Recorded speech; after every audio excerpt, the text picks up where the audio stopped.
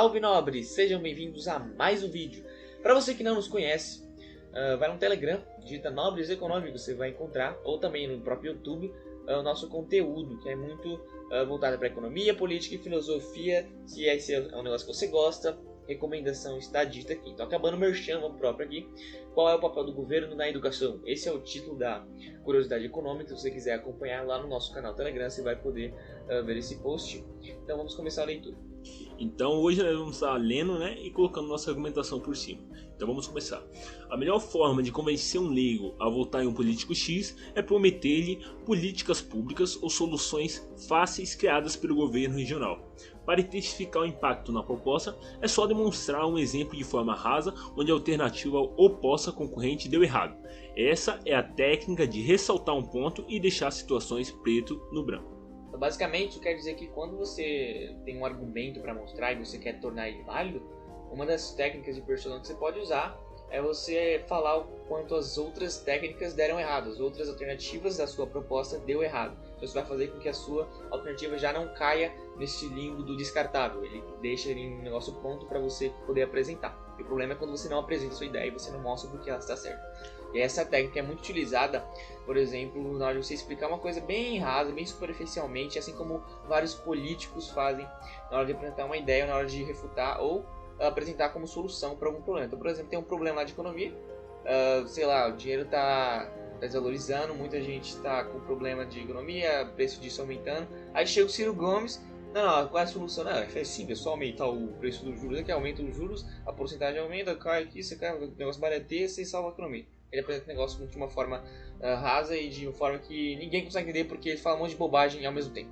Ou então um discurso até mais voltado para o comunismo, que seria mais ou menos está acontecendo no país uma crise econômica onde todos estão sem dinheiro, cada vez mais decadentes, e aí chega um político lá e fala assim: ah não, a solução para todos terem dinheiro é apenas imprimir mais nota e entregar para todo mundo, assim todos irão ter dinheiro. Então seria exatamente o discurso feito pelo Lula há uns tempos atrás. Então eles usam um discurso raso, sem muita lógica e sem provar seus pontos. Então, como por ser, na verdade, um discurso desse jeito que estamos falando, acaba pegando mais pessoas, acaba pegando e montando um tipo de massa de manobra, onde pessoas não simplesmente não pensam e acabam colocando isso nas suas mentes sem pelo menos estudar sobre o tema. Até porque se você tem um problema muito complexo, se você apresentar uma solução tão complexa quanto, você vai limitar aonde esse argumento, essa solução vai alcançar. Você não vai alcançar todo mundo, você vai alcançar quem está inteirado daquele assunto, quem está interessado em aprender e estudar sobre aquele tema específico. Dessa vez estaremos falando aqui sobre a gestão de educação como um direito garantido por uma organização administrada de forma centralizada, ou seja, o governo aqui no Brasil. No caso, a gente tem o Ministério da Educação, o MEC. Então nós vamos falar sobre o que é o MEC e o que ele tem feito. O Ministério da Educação é um órgão do governo federal que rege assuntos relacionados à educação e cultura em todo o território nacional. É superior a todas as secretarias de educação estaduais e municipais do Brasil. Por definição, se trata de um monopólio coercitivo. Monopólio por ser um único capaz e atuante como regulador, e coercitivo por não ter conquistado de maneira voluntária este posto, mas sim através de uso de um outro monopólio como apoio. O MEC e outros aparatos estatais, a grosso modo, têm cagado regras sobre diversos temas relacionados, mas não limitados às escolas estaduais, privadas e recentemente até em homeschooling, o ato de aprendizagem sem ingressar em alguma instituição. As escolas estaduais. Então, acredita-se que as escolas existiam já no Império Bizantino em 425 anos depois de Cristo, sendo definida como um local onde haveria reuniões de pessoas para aprendizado de algo. Apesar de que a transmissão e propagação de conhecimento e ideias é algo natural do ser humano e ocorre das mais variadas formas desde o início de nossa história nesse planeta, intensificado com o advento da linguagem humana. Na Grécia Antiga, essas reuniões em locais de aprendizagem eram conhecidas como academias, tanto que a escola de filosofia de Platão ganhou o nome de Academia com K, mas que inicialmente as aulas eram limitadas aos militares. O Business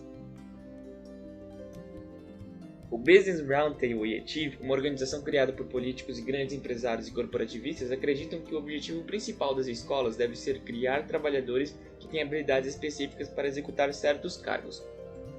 Para outras pessoas, as escolas precisam ajudar as crianças a desenvolver sua própria capacidade de realização pessoal, o que é algo bem mais abrangente, e cada um vai ter uma idealização própria da razão para um sistema de ensino. Como Sir Ken Robinson e outros declaram, nosso sistema escolar atual, principalmente regulamentado pelo MEC aqui no Brasil, é baseado no modelo que foi utilizado em fábricas. Isso faz sentido porque quando foi criado, o mundo estava nos primeiros estágios da Revolução Industrial. E a ideia principal que faz com que pessoas passem cada vez mais a almejar pelas escolas estaduais é a de que todos devem ter educação como direito garantido e universal, que é o que vamos estar discutindo aqui nessa leitura comentada. E também é o que acaba entrando em uma contradição que a gente vai abordar aqui logo mais. Saber desses pontos é extremamente importante para desvincular a palavra educação de escola. Então, basicamente, você deve entender que escola é uma das formas que você pode alcançar para educar uma pessoa, para educar, para alfabetizar, para dar conhecimento, etc. Mas não a principal. No caso que a educação ela pode ser dada tanto pelos pais, quanto esse serviço pode ser terceirizado, caso os pais queiram. Exatamente, e aí como a gente tem várias outras formas, como cursos, faculdades, a gente tem várias outras formas de você adquirir conhecimento, a escola sendo só uma das formas disso. Ou até mesmo, né, indo atrás da informação por ele mesmo. Então o próprio indivíduo, ele vê que ele não tem conhecimento sobre algo e ele vai atrás por ele mesmo. Você aprende na própria prática, em várias formas, enfim. Agora o próximo título, a educação como um serviço privado. A educação privada não é algo que se aplica como uma lei ou política pública. É, na verdade, a consequência natural quando se tem liberdade o suficiente para que nós, humanos, nos associamos de alguma forma e propaguemos por algum método ou conhecimento que temos para quem está disposto a entendê-lo. Então seria praticamente você ter um conhecimento e você quer passar para outras pessoas. Os sistemas de educação formal ou com alta credibilidade na maioria dos casos foram por meio de um processo gradual. A alfabetização foi ganhando seu valor e se tornando algo necessário e útil para o sustento das famílias. Portanto, os pais ganhariam mais condições de viver sem o trabalho dos filhos. Isso é muito importante de se entender, que quando você fala de, por exemplo, criar uma escola estadual, criar uma política pública, sempre está falando de aplicar, você está forçando de alguma forma, você está coletando impostos, você está criando uma lei forçando para que aquilo seja criado, para que por exemplo, aquela unidade escolar seja construída. E na unidade privada, ou na educação privada, quando a gente fala de uma maneira ampla, a gente não está falando de algo que vai ser forçosamente aplicado, que vai ser premeditado, mas sim a liberdade que vai garantir essa consequência, digamos assim, e ela é natural, das pessoas interagirem e criarem formas e métodos diferentes de passar conhecimento, assim como nós vemos aí, por exemplo, uma Hotmart da vida, que é uma forma de você ganhar conhecimento, não foi implantada a partir de lei, ela simplesmente teve a liberdade de oferecer esse método para conseguir que outras pessoas conseguissem passar o seu conhecimento à frente. Partindo totalmente para a área, né, do voluntarismo. Seria mais ou menos você ver que tem um problema e você mesmo, sem a ajuda de terceiros, você ir lá e resolver esse problema. Então, continuando o texto. Quando falamos de entregar a educação realizada por meio de serviços ou vendida como mercadoria, significa exclusivamente que haverá e deve haver liberdade o suficiente para que a educação seja ofertada por aquele que tivesse este produto a oferecer, ou conhecimento no caso. Assim como a comida, bebida, matérias e utensílios, ferramentas ou qualquer bem que pode ser adquirido através de escambo ou troca intermediada. Para quem não sabe, o escambo seria uma troca direta entre dois objetos, ou dois produtos, dois bens, dois recursos escassos, e a troca intermediada seria a troca por algum recurso que seja considerado por uma maior parte das pessoas como um dinheiro, como uma moeda de troca. Então vocês podem até pensar, por exemplo, mas se o estudo, né, se a educação não fosse obrigada, pessoas não iriam atrás de conhecimento. Não é verdade, porque muitas pessoas elas têm esse voluntarismo nelas mesmas, né, de buscar por algo novo, buscar por conhecimento, ou até mesmo querer agregar para outra pessoa. Até porque uma coisa que é muito trabalhada e muito importante, você precisa saber se você vai estudar economia, são os incentivos. E incentivos são importantíssimos para você fazer qualquer tipo de análise num cenário econômico. Os incentivos vão fazer com que as pessoas tomem decisões diferentes das outras. Os incentivos vão fazer com que elas criem coisas novas. E o incentivo é muito importante também na hora de você for trocar conhecimento, vender conhecimento, porque as pessoas precisam de conhecimento para criar coisas novas, produzir coisas novas, para enriquecer. Então é esse conhecimento que será vendido. Há uma demanda e também vai ter uma oferta em relação a isso. E se isso é necessário, então já se torna automaticamente voluntário. Então, você acha a educação realmente necessária na vida de uma pessoa? Então, ela já se torna automaticamente voluntária, porque vai ter pessoas que vão querer ensinar as outras a fazer ou a executar alguma coisa. E a gente fala isso porque existem muitas pessoas que ainda não entendem essa parte de incentivo, porque, por exemplo, a ideia de que empresários vão se juntar e dominar o mercado e acabar com o mundo e eles vão ser donos de tudo. Isso é muito prezado por pessoas que acreditam que os empresários são inerentemente maus. Eles vão sempre pensar no lucro próprio, sendo que para pensar no lucro próprio eles precisam pensar nos clientes deles, nas pessoas que eles vão satisfazer para conseguir continuar recebendo essa grana, recebendo essa moeda de troca pelo problema que ele está solucionando. Então ele precisa solucionar, logo o incentivo dele para conseguir lucrar é que ele continua satisfazendo as pessoas. Então seria a explicação mais óbvia, né, e lógica do voluntarismo.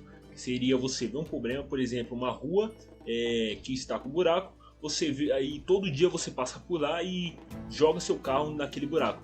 Então você vendo que tem um problema, você vendo que pode gerar outros tipos de danos, você vai lá e você mesmo, de forma voluntária, sem ser obrigado por ninguém, você vai lá e conserta esse buraco, sem precisar de ajuda de terceiros. Continuando a leitura, devemos concordar de forma sensata que não há mal algum no ato onde um indivíduo aceita entregar o valor estipulado em recursos, geralmente dinheiro, e outro passa um conhecimento X previamente acordado entre eles.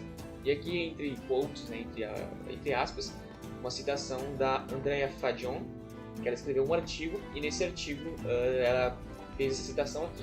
Acaso é a educação alguma espécie de bem sagrado que não poderia receber um preço? O educador teria que educar por uma espécie de sacerdócio sem receber para tanto? Por quê? Se caso essa afirmação for verdadeira, né? Então a gente acaba aí que qual o mal em você vender o conhecimento? Qual o mal em você ver, por exemplo, escolas sendo oferecidas de forma não gratuita, de forma que quem está oferecendo conhecimento está cobrando por aquilo de alguma forma que ele consiga ter um sustento para aquilo, e as pessoas vão voluntariamente acordar, ou seja, fazer um acordo para conseguir os dois ter um ponto positivo com aquilo, os dois terem os dois saíram ganhando, exatamente, né, no caso, que seria mais ou menos você pagar e a pessoa em troca te dar o conhecimento necessário ou até melhorar, né, o seu estilo de ensinar. Então, continuando o texto. Além de não haver mal, é extremamente mais benéfico um sistema de ensino onde existem liberdades de modificações para futuras inovações feitas por diferentes pessoas em diferentes regiões que irão competir entre si, já que é de interesse de seus donos fazer com que valha cada tostão investido. Então, ao invés da gente simplesmente limitar, fazer uma rede de escolas estaduais, onde o Estado é o único que pode oferecer o tipo de educação para todos, universalmente, como se fosse um direito a todos, ao invés de fazer isso, deixa a liberdade para cada um fazer do melhor jeito que puder, do melhor jeito que quiser, do melhor jeito que aceitar e comprar. E aí, com o tempo, você ia tendo inovações. Assim como é comida, o Estado não precisa oferecer comida para todo mundo para as pessoas não morrerem de fome. As pessoas vão melhorando a oferta de comida, melhorando os produtos, melhorando a qualidade, o preço, e isso vai chegando com o tempo ao alcance de mais e mais pessoas. E é com isso que a gente vem diminuindo, no caso, erradicando a pobreza mundial, por exemplo. Continuando no texto. E assim vemos, a exemplo, cursos digitais, plataformas pagas, séries de vídeos, cursos físicos profissionalizantes e outros. sem citar o próprio modelo clássico de alunos, professor, sala e saída, que mesmo sendo regulamentado pelo monopólio estatal, consegue na maioria dos casos ser melhor e mais bem gerenciado em comparação a escolas estatais localizadas em regiões mais pobres ou marginalizadas. Isso ocorre por um fato econômico simples de preocupação pela propriedade, mas não é alvo de discussão neste artigo. Supostamente, então, se o problema para muitos ao ver a educação como mercadoria não está no ato livre da troca, então qual seria o empecilho para entregar 100% a propagação de conhecimento nas mãos do mercado? E a resposta mais simples para isso é o direito. Agora vamos falar sobre isso. A educação é um direito ou um serviço? Sem atrasos, o direito é aquilo que é justo, correto e conforme a lei. Para muitos, a lei natural, a moral absoluta de Deus, a lei da propriedade é para quem nem... Educação é um direito ou um serviço?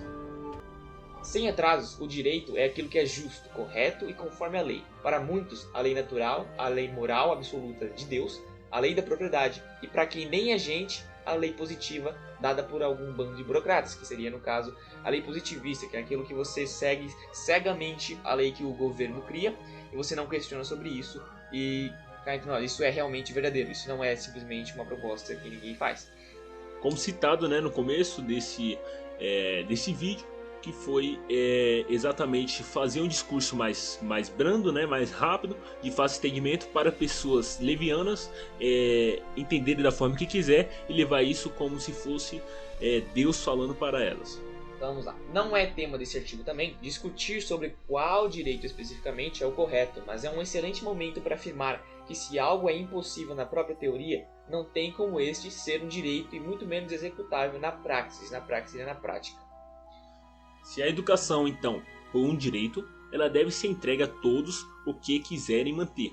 Caso contrário, o causador dessa horrorosa desumanidade deveria ser punido. Observemos, então, esse exemplo no direito de liberdade. Antes de dar um exemplo aqui, vou dar uma explicação rasa que a gente quer alcançar com esse exemplo. É o seguinte, se a gente tem um direito, ele não pode ser negado por outra pessoa, ou essa pessoa vai ter que ser punida. Por exemplo, tem um exemplo aqui que a gente vai falar de liberdade. Então, se eu tenho liberdade, ele é um direito concedido, ninguém pode tirar esse direito sem autorização minha, até porque senão não seria um direito, seria só um objeto. Então, vamos continuar aqui.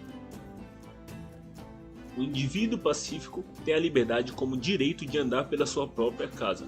Um vagabundo, entre aspas, a invade e o prende em seu porão enquanto saqueia seus bens. Neste caso, o vagabundo, entre aspas, tem de ser punido por violar a liberdade como direito do indivíduo pacífico. Então é possível notar que há um agressor claramente infringindo esse direito do indivíduo pacífico a exercer sua liberdade. Portanto, esse cara deve ser, então, restituir os bens saqueados que ele roubou e também aplicar uma punição equivalente, trazendo a situação mais próxima do que pode ser considerado certo, ético e justo. Fazemos agora um teste com a educação como direito. Agora, ao invés da liberdade como direito, vai ser educação. O indivíduo mora numa região, não há escolas do governo e quer exercer seu suposto direito de ter educação para ser alfabetizado. Ele não encontra e fica um tempo sem estudar, não podendo de fato efetuar que lhe é seu por direito. O que lhe é seu por direito? Bom, inicialmente não há um agressor como no exemplo anterior, ou qualquer que tenha a força retirado o direito do indivíduo de ter educação. Portanto, não há um agressor direto e, portanto, não deve haver uma punição ou restituição. A quem você vai punir caso você não tenha exercido o seu direito de ter educação? Então já vimos aí que é a impossibilidade de a educação ser um direito para você. Então ela pode ser o que ela pode ser. A gente vai discutir isso agora. Contudo, qual seria a forma de trazer também essa situação ao estágio que possa ser considerado o mais próximo de justo? Punir quem não oferece educação ao indivíduo? Neste caso, o mundo inteiro deveria ser punido pois ninguém ofereceu. Ninguém ofereceu a educação para aquela pessoa que estava sem. Há quem diga também que um bando de burocratas numa organização política deva ter o dever de oferecer serviço a todos. Mas por que e como? Pelo mero fato de ser bonito ou porque tu mesmo não tem coragem de fazê-lo? Se punir todos que não oferecem educação é injusto, porque eles não fizeram nada de mal, e contra a ideia de direito por não ser correto, assim como obrigar ou forçar outra pessoa a oferecer educação também não é correto ou justo e acaba se contradizendo com o que se deve entender por direito, nos resta apenas uma terceira solução para este caso: que ofereçam ao indivíduo a educação e a alfabetização de forma voluntária. Desta forma, não há a quebra de outros direitos e não há, como vimos acima, nenhum mal entre a troca voluntária entre dois interessados. Mas na região onde ele está, como foi explicado, não há oferta de educação. A resposta para isso é que se cria incentivos. Nada nesse mundo se cria sem uma causa e efeito. Nem mesmo uma unidade de uma empresa que é planejada aos cuidados onde e quando será construída para que consiga atingir o lugar onde mais tem demanda para um certo serviço. Mas para que o texto não se prolongue, a resposta mais simplificada que pode ser dada é: o tempo e os incentivos é o que dirá quantos problemas serão solucionados. Então essa foi a nossa leitura comentada sobre esse post. Lembrando aí que você pode entrar no canal da Nobres Econômicos no Telegram e ler aí parcialmente cada parágrafo aí que a gente fez a análise. Então é isso, valeu, salvou Nobres!